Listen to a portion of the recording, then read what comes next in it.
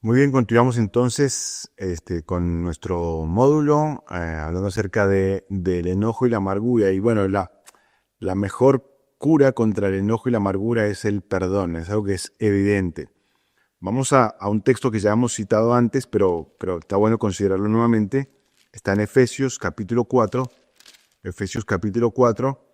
Dice allí el versículo 31, dice, quítense de vosotros toda amargura, enojo, ira, gritería y maledicencia y toda malicia. Es como que como que va aumentando en grado, ¿viste? El tema del enojo acá, ¿no? Pero dice la Biblia claramente, quítense de vosotros estas cosas, hay que quitarlas de nosotros. Ahora, acordémonos del principio de despojarnos, de renovarnos, confesando, y de vestirnos. Y aquí la vestimenta, dice claramente el versículo 32, dice, antes sed benignos unos con otros. Entonces, obviamente, para quitar el enojo y la amargura, tengo que comenzar a ser benigno. La benignidad es fruto del Espíritu Santo, y alguien lo definió como una amabilidad exagerada, ¿sí? Como es, una bondad exagerada. Dice luego, misericordiosos, o sea, no dándole al otro lo que merecería, sino teniendo misericordia de la persona, pero enseguida dice, perdonándoos unos a otros, fíjate, como Dios también nos perdonó a nosotros en Cristo.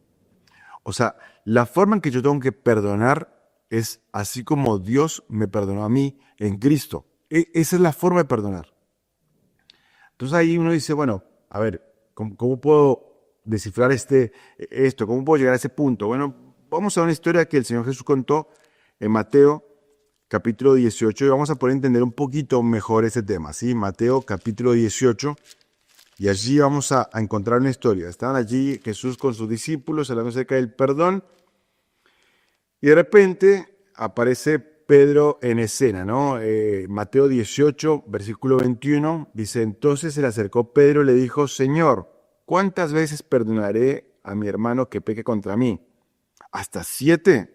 Y allí, o sea, todos los estudiosos de la Biblia concuerdan en que aquí Pedro quería figurar de alguna forma diciendo, bueno, yo voy a perdonar hasta 7 veces, o sea, diciendo, lo quiero hacer de una forma mejor que cualquier otro, yo voy a perdonar hasta 7 veces.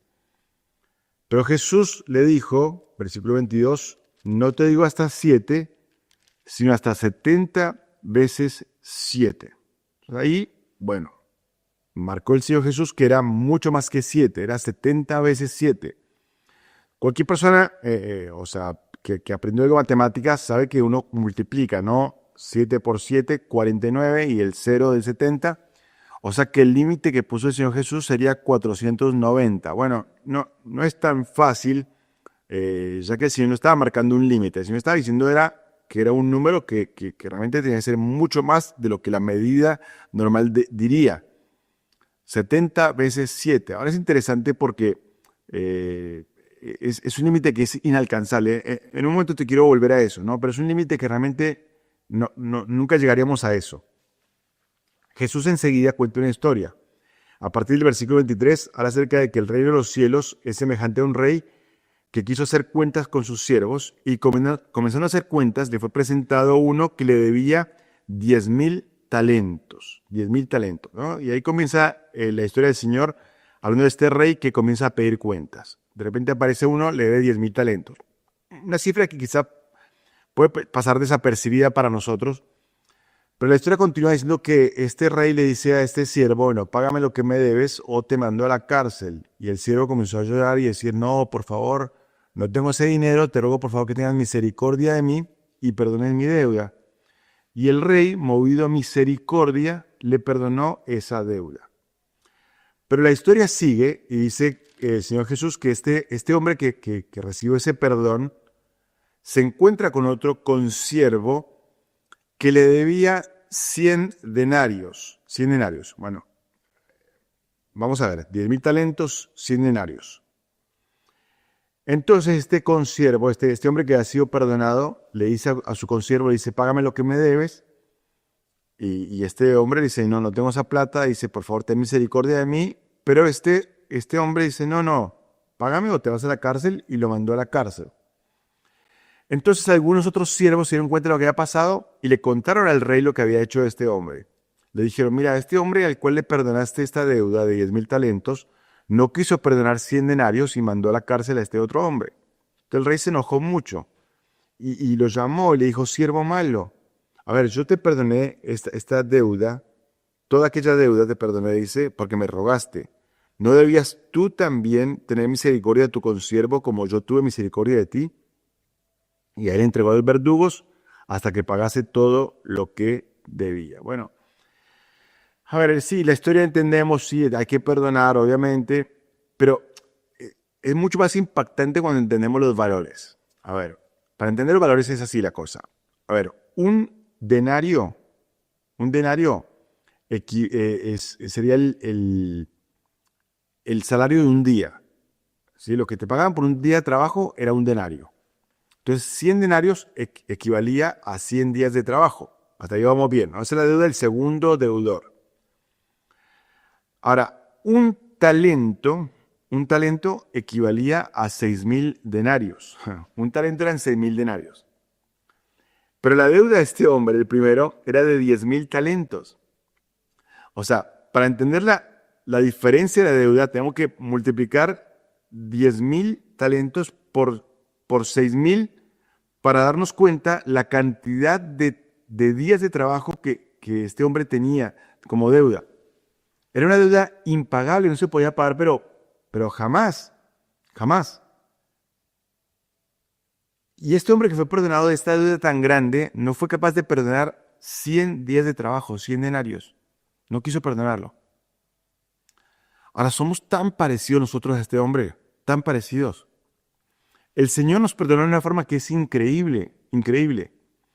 Dice la Biblia en 1 de Pedro capítulo 2, versículo 24, que el Señor tomó nuestro pecado en su cuerpo sobre el madero. Él cargó mi pecado así en la cruz y me perdonó. La Biblia dice en Miqueas capítulo 7 que el Señor alejó mi pecado de mí, como está lejos el oriente del occidente. Dice, nunca más me acordaré de sus pecados y sus transgresiones. La Biblia dice que el Señor echa los pecados en el fondo del mar. Él me perdonó una deuda que era impagable, impagable. Efesios capítulo 1, versículo 7 dice que fuimos redimidos por la sangre de Cristo. Él pagó el precio. Y 1 Pedro 1:18 dice que fue un precio alto, que fue la sangre preciosa de Cristo para perdonar mi pecado. Dios me pagó una deuda que era impagable. Yo no podía pagar por mi pecado y sin embargo Él pagó ese precio por mí, por mí. Lo triste es que yo no perdono los 100 denarios de mi hermano. Y esa es la parte más triste y trágica de la historia. Yo no perdono esa deuda. Dios me perdonó una deuda que era impagable, impagable. Pero yo no soy capaz de perdonar 100 denarios. Entonces, una reflexión tremenda esto, porque el Señor dijo claramente en Efesios capítulo 4, perdonándoos como Dios nos perdonó a nosotros en Cristo. Entonces, si Él perdonó a mí ese pecado tan grande, ¿quién soy yo para no perdonar 100 denarios?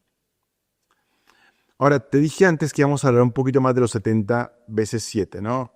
Y la idea es la siguiente.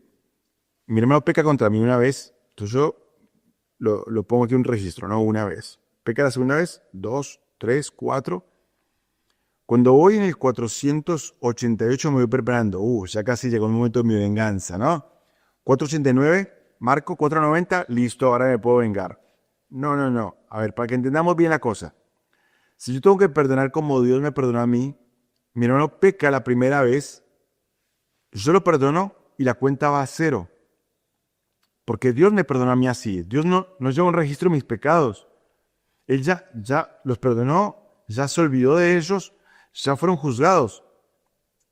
Entonces, cada vez que mi hermano peca y cada vez que yo lo perdono, la cuenta va a 0. O sea, nunca va a haber un registro de ni siquiera 2 si yo lo perdono genuinamente.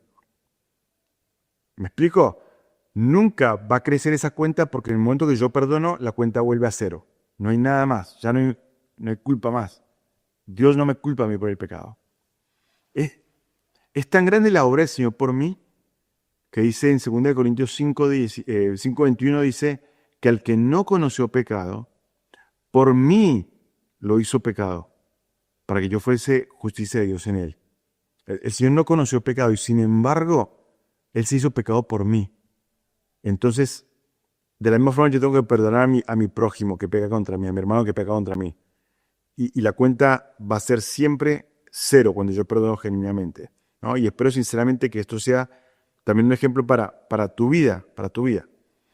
Ahora, aquí hay otro tema, ¿no? Porque quizás dices, no, pero ¿cómo hago yo para saber que Dios me perdonó realmente? Bueno, primero que todo tenemos que creerle a Dios. Su palabra dice eso claramente. Te mencioné Miqueas, pero quiero que lo leamos para que quede eso claro. Miqueas, capítulo 7, dice el versículo 18, dice, ¿qué Dios como tú que perdona la maldad y olvida el pecado del remanente de su heredad? El Señor olvida el pecado. No retuvo para siempre su enojo porque se deleita en misericordia. 19. Él volverá a tener misericordia de nosotros, sepultará nuestras iniquidades y echará en lo profundo del mar todos nuestros pecados. El Señor echó nuestros pecados en el fondo del mar y no está interesado en pescarlos de vuelta. Él decidió que iba a olvidar ese pecado.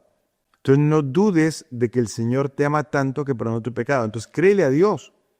La Biblia dice claramente eso. Te mencioné 1 Pedro 1:18 porque dice que nosotros fuimos rescatados de nuestra vana manera de vivir, no con cosas corruptibles como oro o plata, que son cosas que realmente pueden llegar a desaparecer, sino con la sangre preciosa de Cristo, como un cordero sin mancha. Esa sangre preciosa pagó el precio por mi pecado y Él ya me perdonó. Ya está, ya está. ¿Tienes más dudas? Bueno, el otro día mencionamos Salmo 130. Jehová, si mirares a los pecados, ¿quién podrá mantenerse? Pero en ti hay perdón para que seas reverenciado. Así que, antes, sed benignos unos con otros, misericordiosos, perdonándoos unos a otros como Dios nos perdonó a nosotros en Cristo. Él me perdonó. Entonces, ¿quién soy yo?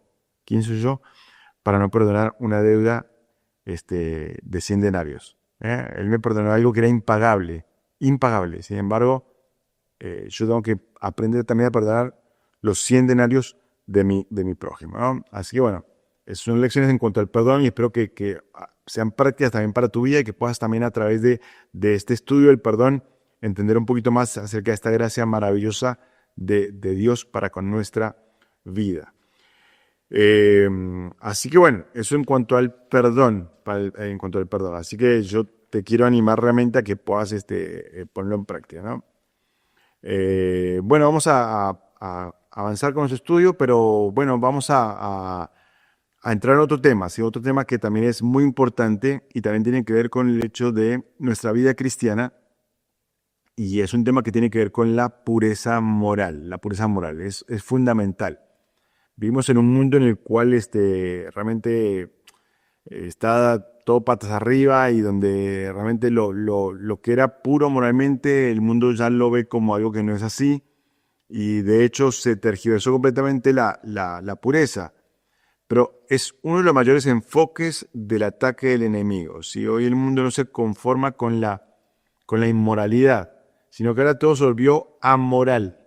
Es como que ahora ya no hay valores, ya no hay respeto, ya lo importante es lo que cada uno crea. Y entonces la pureza está siendo afectada muy, muy fuertemente entre los creyentes.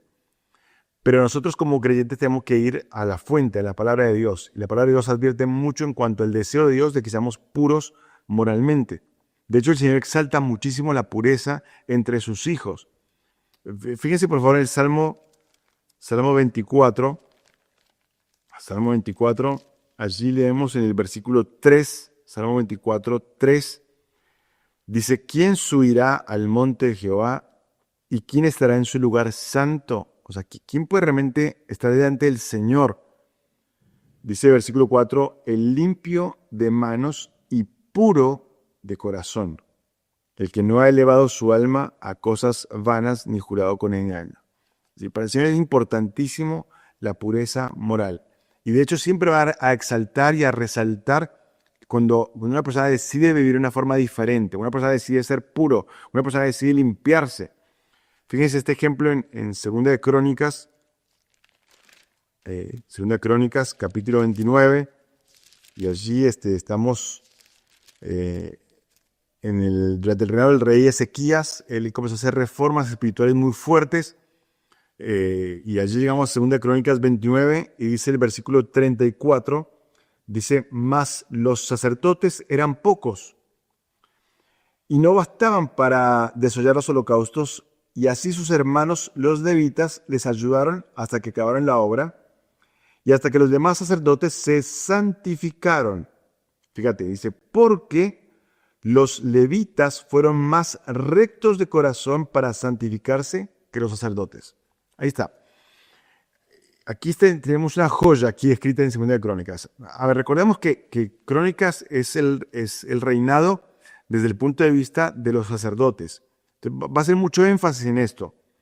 Pero aquí marca claramente de que había un problema.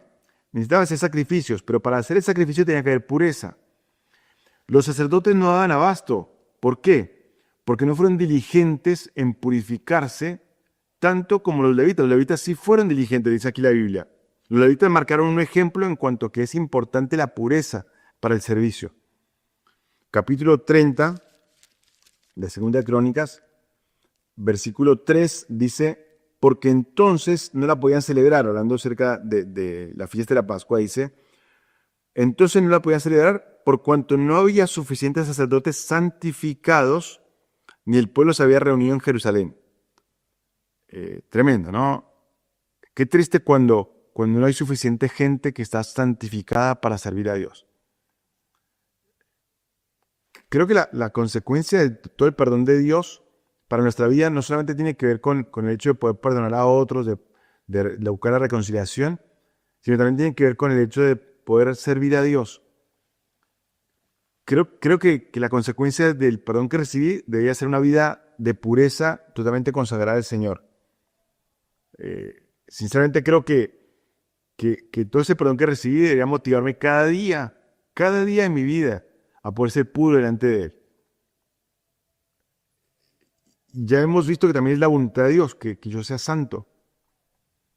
Entonces, mis queridos, para cerrar este módulo, quiero llevarte a esta reflexión. El pueblo no pudo celebrar la Pascua porque no tenía suficientes sacerdotes purificados. Y tantas veces en la obra del Señor tenemos tanta necesidad, pero no hay suficiente gente que esté purificada. Y más adelante Pablo escribió en 2 Timoteo de que era importante que los vasos estuvieran limpios para poder ser utilizados.